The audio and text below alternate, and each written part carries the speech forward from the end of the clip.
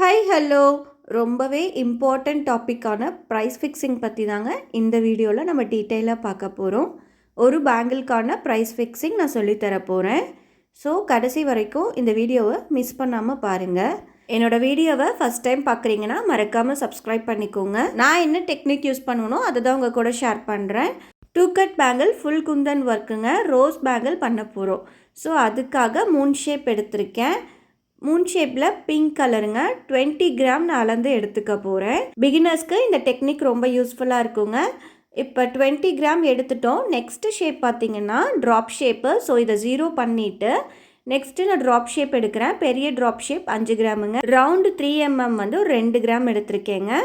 So ஃபுல்லாகவே நம்ம measure பண்ணி எடுத்துட்டோம். இப்போ பேங்கிள்ஸ்க்கு நான் ரேப் பண்ணி வச்சுருக்கேங்க. இதில் டிசைன் பண்ணலாம். ரோஸ் பேங்கிளும் நான் எப்படி பண்ணியிருக்கேன் அப்படிங்கிறத பாருங்கள். இது ஒரு 3D ஒர்க் பேங்கிள். ஃபஸ்ட்டு இந்த மாதிரி 3 ஷேப்பை 4 சைடும் எடுத்து வச்சுக்கணுங்க. ஃபஸ்ட்டு லேயராக இந்த மாதிரி ஃபுல் பேங்கிள்ஸையுமே நம்ம கம்ப்ளீட் பண்ண போகிறோங்க. இந்த பேங்கிள் தாங்க இப்போ ஃபாஸ்ட் மூவிங்கில் இருக்குது. கண்டிப்பாக எல்லாருமே ட்ரை பண்ணி பாருங்கள். ப்ரைஸ் ஃபிக்ஸிங்க்கு ஒரு ஃபார்முலா இருக்குங்க. Material cost plus time we consuming equal to price ஃபிக்ஸிங்க. இப்போ நான் உங்களுக்கு மெட்டீரியல் காஸ்ட் எப்படி கால்குலேட் பண்ணுறதுன்னு தான் சொல்லிகிட்டு இருக்கேன். கவனமாக பாருங்கள். பேங்கிள்ஸ் ஃபுல்லாகவே ஃபஸ்ட் லேயர் முடிச்சிட்டேங்க. அடுத்தது உள்ளார லேயர் 3D எஃபெக்ட்டு. ஸோ அதுக்காக B7000 க்ளூ எடுத்து ஒன்று உள்ளேயும் கேப் இருக்குல்லங்க, அந்த கேப்பில் தான் நம்ம 3D எஃபெக்ட் பண்ண போகிறோம். அதை அப்படியே உள்ளார கொண்டு போய் அழகாக வச்சிட்டிங்கன்னா ஒரு 3D எஃபெக்ட் மாதிரி வந்துடுங்க. சேம் 3 ஷேப் தான் எடுத்திருக்கேன். 3D ஒர்க் பண்ணக்குள்ளே ரொம்ப கவனமாக பண்ணுங்கள். உள்ளார ஒரு கேப் இருக்கும். அந்த கேப்பில் நமக்கு கரெக்டாக இந்த ஸ்டோன்ஸ் போய் ஃபிக்ஸ் ஆகணுங்க.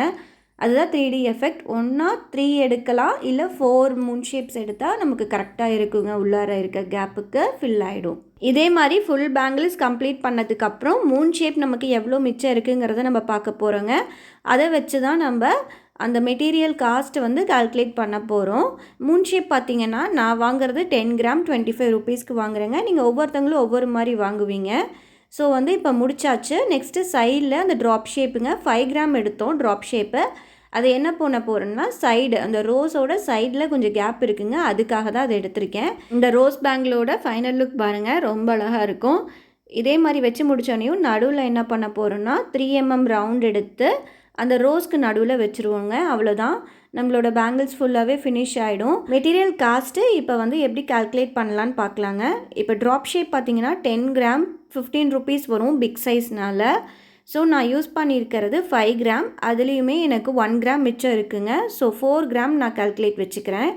ஸோ 10 கிராம் 15 ருபீஸ்னால் 4 கிராம் எவ்வளோங்கிறத நான் கால்குலேட் பண்ணிக்க போகிறேங்க. நெக்ஸ்ட்டு 3 mm ரவுண்டு, அதுவுமே எனக்கு 2 கிராம் எடுத்தேன், 1 கிராம் மிச்சம் இருக்குங்க. அதுவுமே 10 கிராம் 10 ருபீஸ் வரும். நெக்ஸ்ட்டு 3 ஷேப்பு 10 கிராம் 25 ருபீஸ் வருங்க. இப்போ எவ்வளோ மிச்சம் இருக்குதுன்னு பார்க்கலாம். ஒரு 11 கிராம் மிச்சம் இருக்குது. ஸோ 9 கிராம் தான் யூஸ் பண்ணியிருக்கேன். மெட்டீரியல் காஸ்ட்டில் குந்தன்ஸ் மட்டும் இல்லாமல் ஃபெவிகால், த்ரெட்டு, பேங்கிளோட காஸ்ட்டு எல்லாமே அதில் வருங்க. இந்த ப்ரைஸ் டீட்டெயில்ஸ் வச்சு தாங்க நம்ம மெட்டீரியல் காஸ்ட்டு கால்குலேட் பண்ணோம். இதில் ஏதாச்சும் டவுட் இருந்துச்சுன்னா மறக்காமல் கமெண்ட்டோ இல்லை வாட்ஸ்அப்போ பண்ணுங்கள். கண்டிப்பாக டவுட்டை கிளியர் பண்ணுறேன். தேங்க்ஸ் ஃபார் வாட்சிங்.